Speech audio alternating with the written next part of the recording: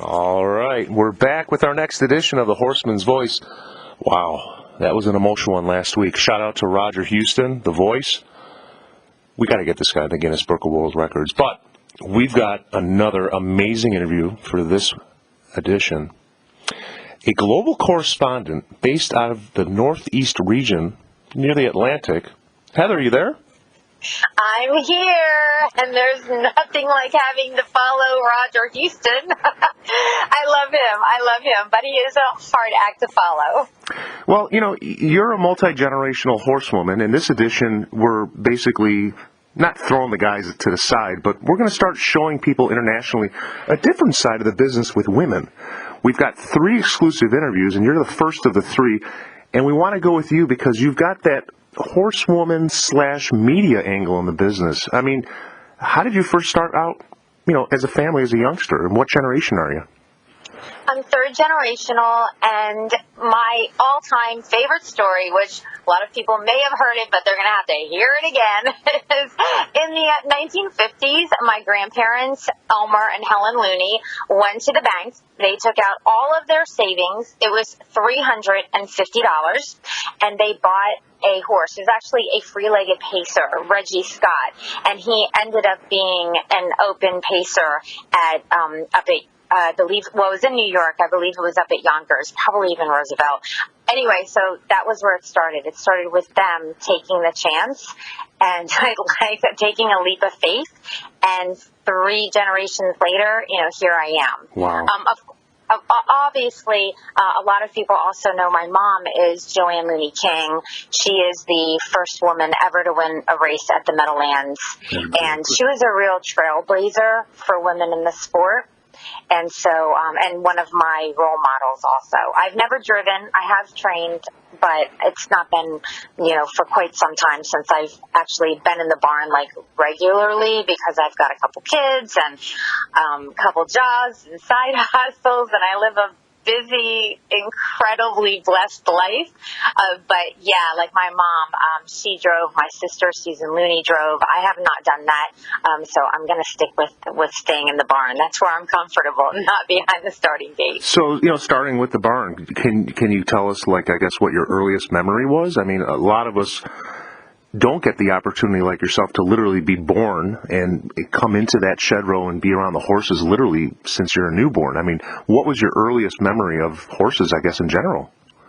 It's so funny because, like, I did not even like horses when I was little. So weird. Until I was 12 years old. And when I was 12 years old, all of a sudden, I just wanted to start going to the barn. And I fell in love with a horse named Spots and Dots, who was, like, I don't know, a $5,000 claimer. And he was red with these spots on him. Such a beautiful chestnut. Fell in love with this horse. And then that was it. I mean, and that's where it starts. So mom was more of an influence then? I mean, you're multi-generational on both sides, but your mom was obviously a bigger influence. Growing up, you became a teenager, you started to see your mom shining at the Meds. You know, what types of things did she start having you do in the beginning? Were you mucking stalls? Yeah, well, my grandparents had a big stable. My grandfather, Elmer Looney, had a 100-horse stable at the Meadowlands. Wow. Yeah. Now this is back when they had the barn area at the Meadowlands. I mean, it was huge. It was conditioned horses. Not, I think we had 1 or 2 like Grand Circuit horses maybe, but like that was it. It was basically overnight. So Grandpa was training. Your mom was helping Grandpa, but she was also driving, and then you came into the picture. Yeah, my stepdad is Jim King Jr. So this is how this, like, if you're looking for timeline. So basically it was like my grandparents get into the business. My mom then grows up in the business. She has my sister Susan, and then she has me. Okay. Well, then I was born in 71, and she decided she wanted to start driving a little bit. Well, she met my stepdad, Jim King Jr. in 74, 75. Wow. So they had a little stable and also worked with my grandparents, but my mom was driving, and so she was driving like in the 70s, and that was like, you know, like back then, I'm going to be honest with you, like as a little girl, I resented her. I was mad at her. Like, she was supposed to be home, like the other moms. Oh, okay. You know what I mean? Yeah. But now, as I've gotten older and I've followed a career path and I have kids, I look at her and I'm like, how the frig did she do that? She's amazing. Like, back then when you're a kid, you totally do not get what your parents are doing for you. Exactly. And then, exactly. When you get older and you're a parent or you're trying to run a business or doing whatever, you're like, how did they do that? And you respect them so much more. So when I say like she is like a role model to me, I mean that is why. Because now I respect her and I love her more than I could ever imagine. Because back then, like as like a snotty-nosed teenager, like I was like, whatever. So you finish high school in Delaware, and you end up going to Monmouth. Can you talk about any formal training, I guess, in media, or what were you studying at Monmouth before, obviously, you graduated and got married, started the family, and into your present position? Yeah, so this is where it gets a little complicated. So, all right, my biological dad is Ralph Vitale. He lives in Florida. So what we did was, I was born in Delaware. I moved to New Jersey with my mom, my stepdad, my grandparents, and my sister. We lived in Freehold. When I was 12 years old, I was going through that period of just being out of control. I didn't want to be, like, with my mom anymore. You know what I mean? Like, I was rebellious. I was, like, 12. So, anyway, I decided that I was going to move in with my dad in Florida. So my dad, bless his heart, had to put up with me through all of my teenage years, like in high school. So I graduated high school in Sarasota, Florida. And then from there, I went on, every summer I would go back and be with my grandparents or my mom. And that's when I fell in love with horses. It was after I moved to Florida. So that's kind of strange, right? I am away from the horses and I come back every summer and then I fall in love with them. So then after high school, I basically hopped around to different colleges and I was on a 5-year plan. Oh, okay. Well, we're the same age first and foremost, so we'll be celebrating our 21st birthdays next year. I actually just went to school for 3, so you can put 3 and 5 and make 4 for everybody. So graduating Monmouth, and then did you just go and get a regular job? Did you immediately want to get into the business on the media angle? I mean, what was your direction after that? Yeah, when I graduated Monmouth, I knew I wanted to do something in publicity with harness racing. And it's so funny because everyone's like, like all the people that are the Debbie Downers who I don't listen to. Like, if you're a Debbie Downer out there, like, I'm having a party over here and you're not invited. Like, people call me a Pollyanna. People say that, like, I'm not a realist, and I am a realist. I just make my own reality. And so, when people sit there and they're like, don't get into harness racing publicity. It's hard. The business this, the business that. I was like, okay. And then I just went on with what my dreams were. So as soon as I got out of Monmouth, I had an internship at the Meadowlands for summer. Then I hit Garden State Park and worked in their publicity office. And then I went to Freehold Raceway and I worked with Steve Wolf, who is another mentor of mine, who's awesome. Oh, yeah. And I was assistant. So I was there for a year. After I left there, I went to Rosecroft for a year. And then I started working with Barry Weisbord and Sue Finley with the American Championship Harness Series on ESPN2. So, guys like Steve, yourself, we talked with Ryan, 5th generation last week, even myself, not self-promoting, but do you see a lot of the media types as multi-generational people that are basically, they have institutional knowledge, let's say, of the sport, and they're just trying to just show their love of the sport through media, and everybody's just doing different things, Where do you see yourself, I guess, in the hierarchy, if there is one, on a totem pole or what have you? Like, you're international in scope. You're meeting people all over the world. You're basically, like Roger Houston, we talked, last week, a brand ambassador for the U.S. How do you see yourself, I don't know what the word would be, moving forward with the industry, especially with technology? You're a technology interfacer like everybody else. You're out there, social media and what have you. What types of things, I guess, could you recommend to the youngins in media? just social media is huge. And I'll tell you, honestly, a lot of people are like, oh, you're so big on social media. I'm getting ready to take a class on how to work it even better, because there's so much to know. It's not just posting what you eat on Facebook, obviously. So do you use something like a Hootsuite? I mean, you're all over across the board. How do you manage just a typical day? Don't know. Honestly, I'm like, if everyone out there can just know, I'm literally sitting in the parking lot at Dunkin' Donuts, like applesauce, like crisscross applesauce with my legs crisscrossed, like in the driver's seat, just sitting here talking to you between going from one place to another, you know?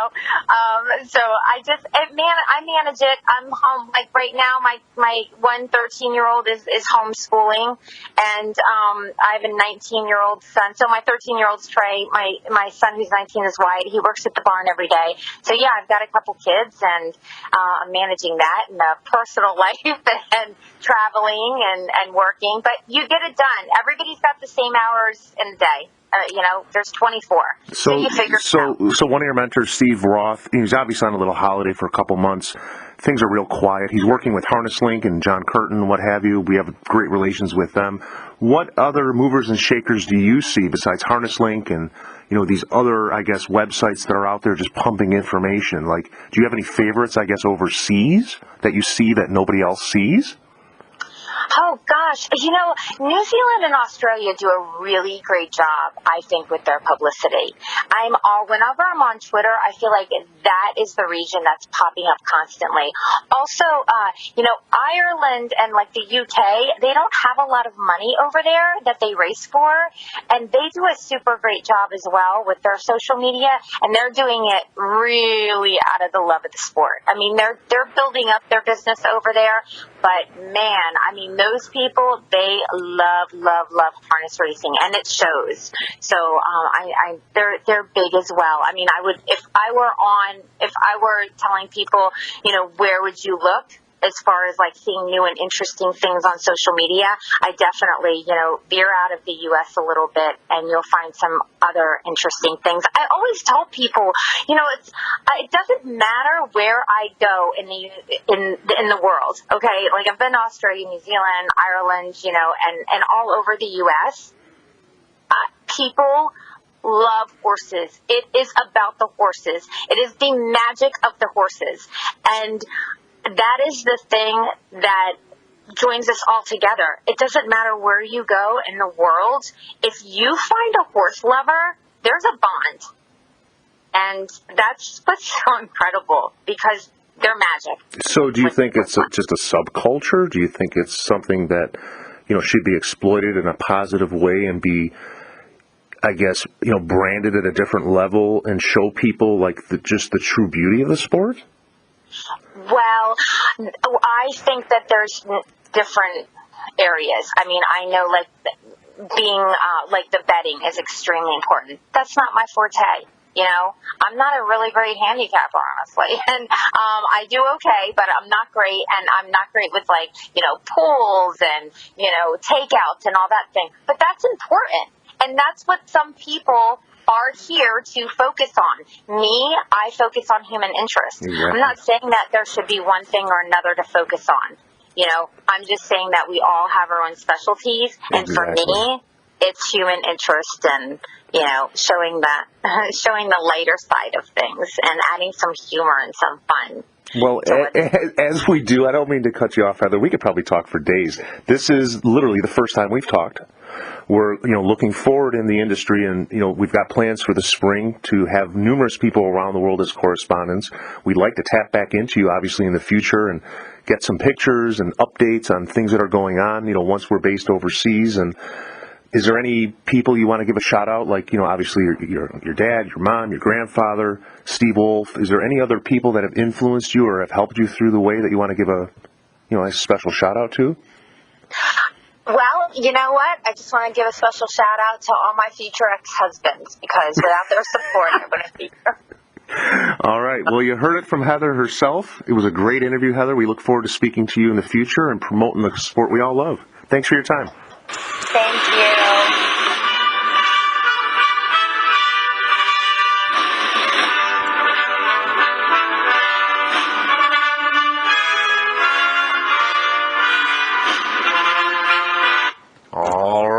just had a great conversation with Heather Vitale, global correspondent up in the northeastern Atlantic region.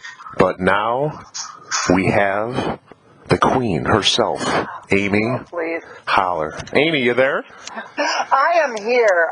That's called self-proclaimed queen, and I did love the music, the introduction. It was very majestic. I appreciate that. Well, we haven't actually gotten into the song yet, but it's an honor. We've known each other not over the years, but can we ask, I guess, what was your first introduction to the Horseman's voice? Do you remember us back in the day and then the break we had? Yeah, I was going to say, it's probably been, 10, just through the social media and all the different podcasts and those kind of things. I can't time, especially now that I'm in my 50s. It goes quickly, so I really can't give you a time frame, but it's been quite a few years, yes. Okay, so let's just delve right into it. Everybody knows who you are, your husband, Calvin, and I guess, what is your maiden name, and what generation are you, and what's your family background? My maiden name is Williams, but I came into harness racing through my granddad Harvey, my mom's dad. He was a jack of all trades, all kinds of things, did a lot of work with horses, but he started at first a stagecoach ride. And he had horses. My mom drove a team behind a stagecoach. I believe it was a team of 4 to 6 horses, and they had it up at Cedar Point, which is a major amusement park up here in Ohio on Lake Erie. So they did that in the early 60s, and then he branched out and got a pony ride like you see at the fairs. And we traveled when we were little around with that, and my family helped run the pony ride and the fairs and whatnot. Well, of course, with Ohio fairs, there's a lot of harness racing at them. My granddad started to get to know a lot of the horsemen at these fairs we were at, and the rest speaks for itself. So you're third generation, I guess, on your father's side? On my mother's side. On your mother's side. And then what about your father's side? No, no, they were soldiers and postal workers, and so no, they of course they once my mom and dad were together, and the family started getting really heavily involved. Of course, my dad's side paid attention and enjoyed the races too, but wow. No, they never really got. No ownership or training or anything like that. Wait. We're getting an international call. Hold on.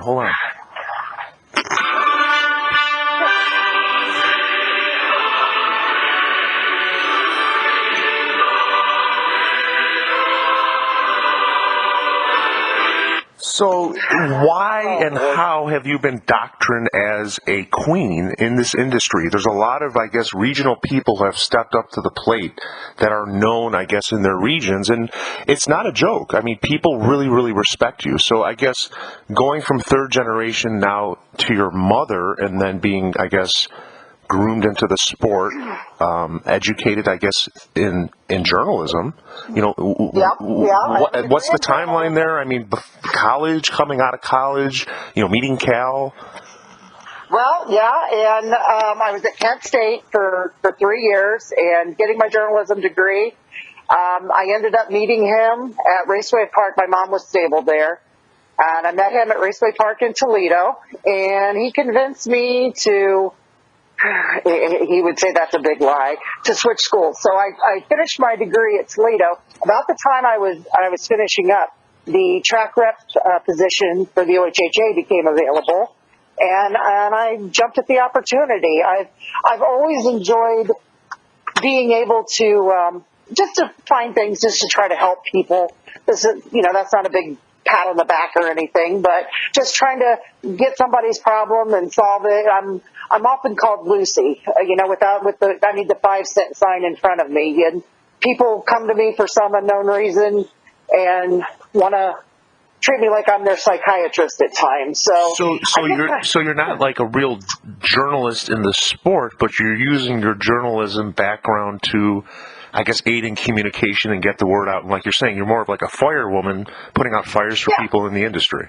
Yeah, when I first started working for the OHHA, we had a much smaller staff, and they did have me writing several things for our magazine and our newsletter and stuff, but not, it's just some of my duties with the OHHA, it doesn't allot me the time. And I've been asked by other organizations to write some things, and especially, I think one time Dave Briggs, he asked me to do a piece out here. It was like for the Cleveland Classic or something. Well, because I was horrible at it. It's absolutely, it was just junk what I sent him, because I'm so involved on a big race night with the Horseman and talking to people and doing this and doing that. I could not pay attention for the life of me to put something down on pen and paper for him. So no, I kind of backed away from dealing with it, writing articles and that kind of stuff for the business. I just don't have the time for it. But, yeah. So we're talking about David Briggs, previously with Canadian Sportsman, now with Harness Racing Update. But let's jump into the family. We've got this shot here of you and a younger version of yourselves with Cal and the 3 kids. Yeah, that kind of shows how we try to roll along as a family, and even my extended family. We don't take things too seriously, and any kind of horseman that does, to me, you're going to drive yourself insane in the long run. There's just so many ups and downs in this business, and if you can't have fun, well, is it really worth it then? So, wait, the UK's calling again.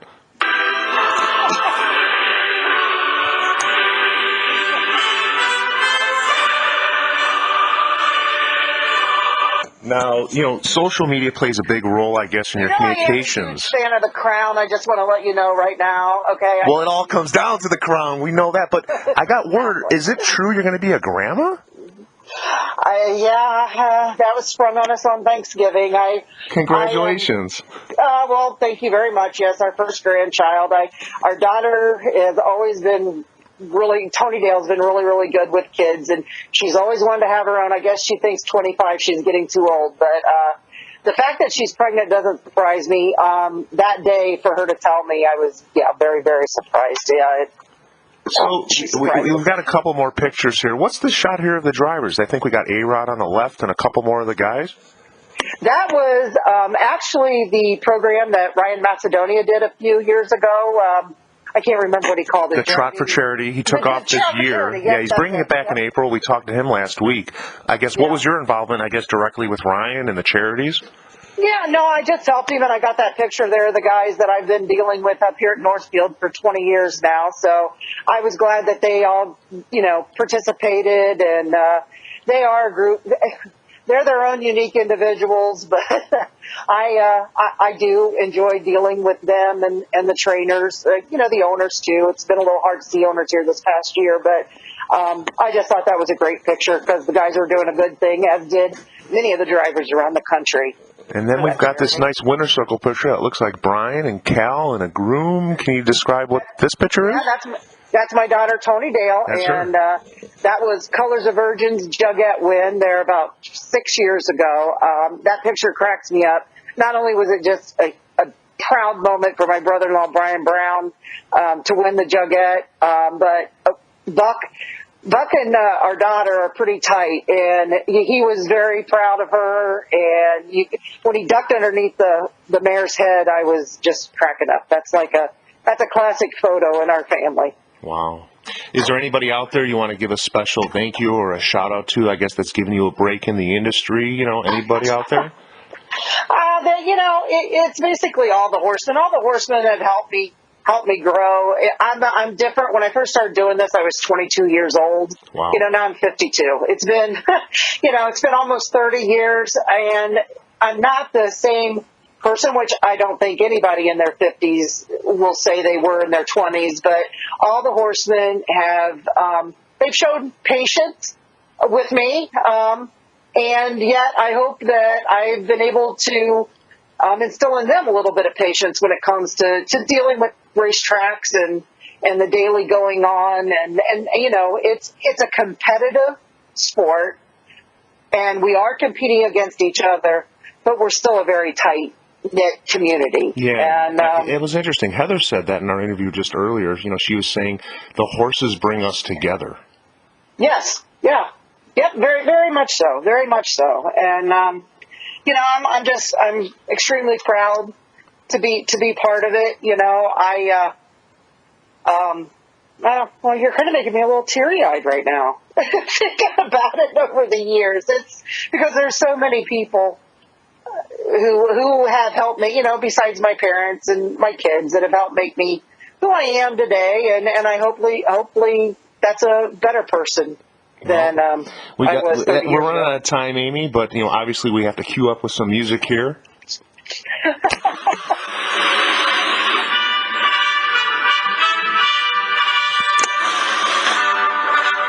It truly was an honor, Amy, and we really thank you. We've got this shot here of you holding a plastic beverage. Is that? That is Jug Week. That's one of my favorite picks from Jug Week a few years ago, and everybody that knows me knows how important that race and that entire week is. Well, let's just say this: what do the Aussies drink, and what do the Kiwis drink? Do you know?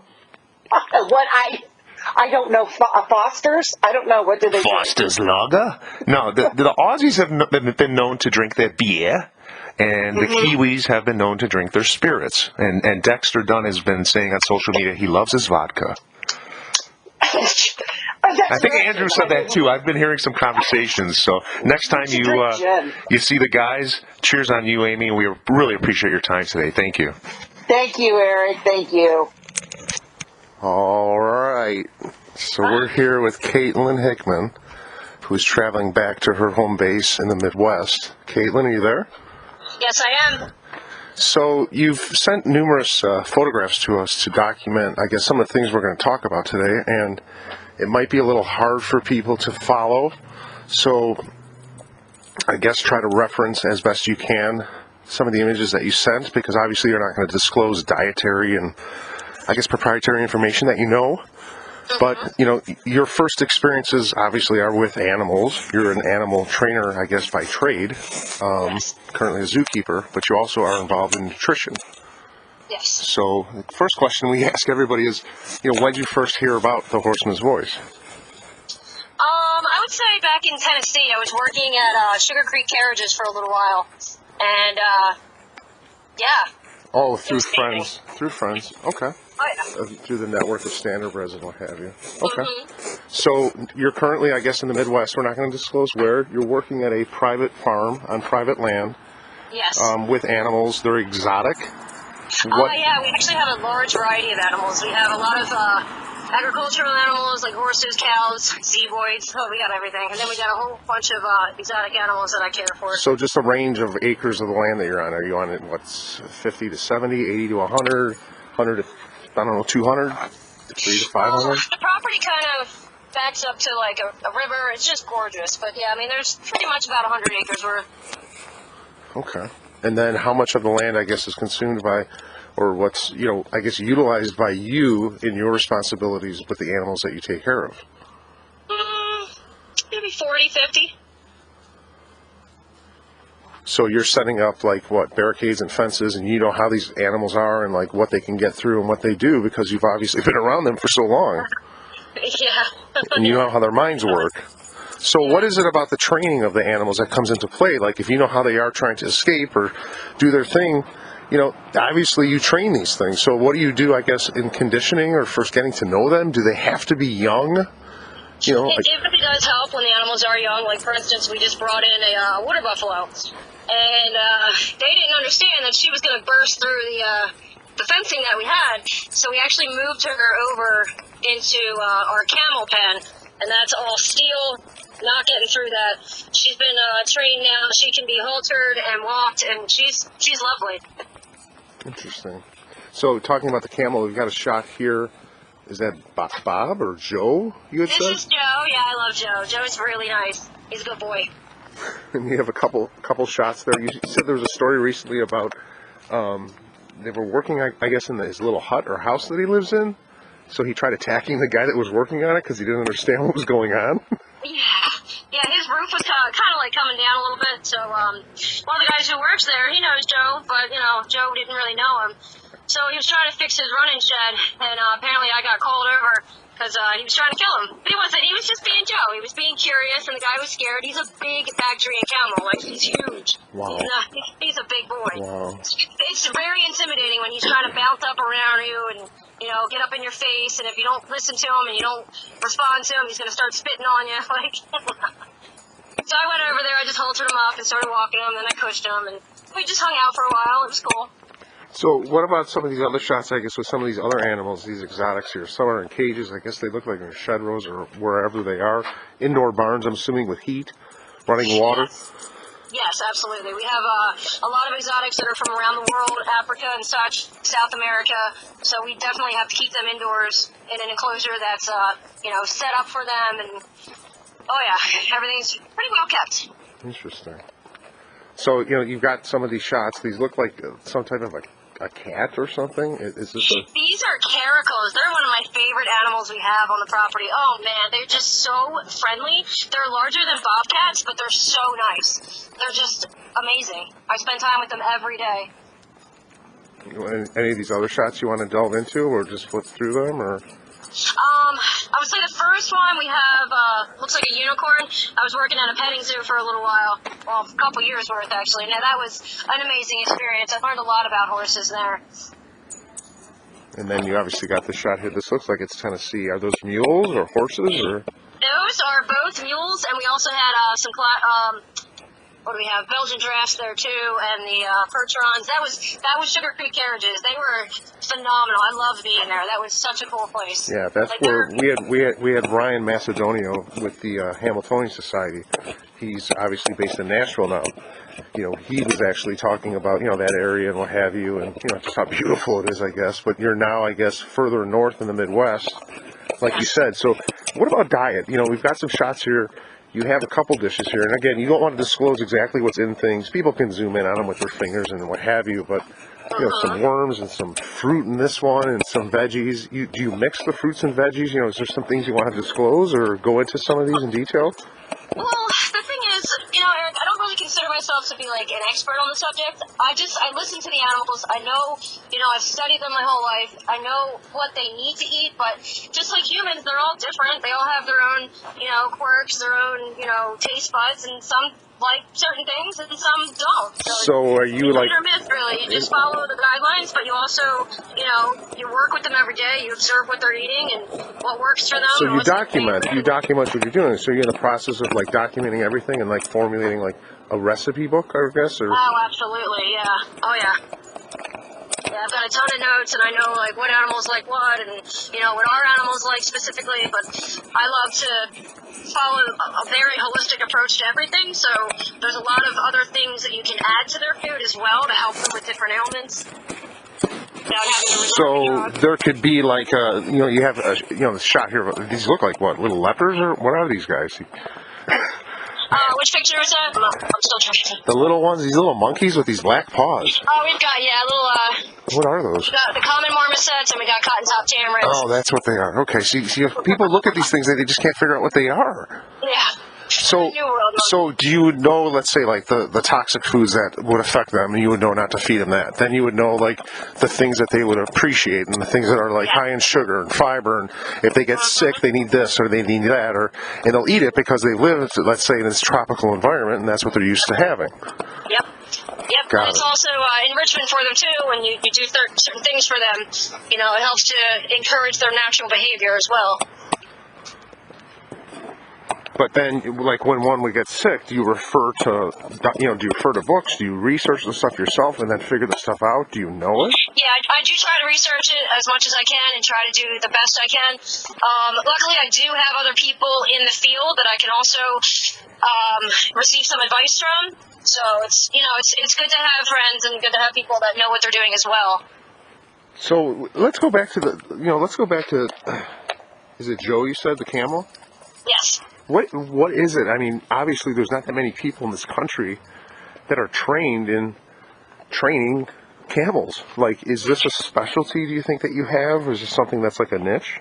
I'm not an expert with camels, but I did work with a camel trainer who is pretty much world renowned. He's very good at what he does, and yeah, it was fun. It was a little bit of internship.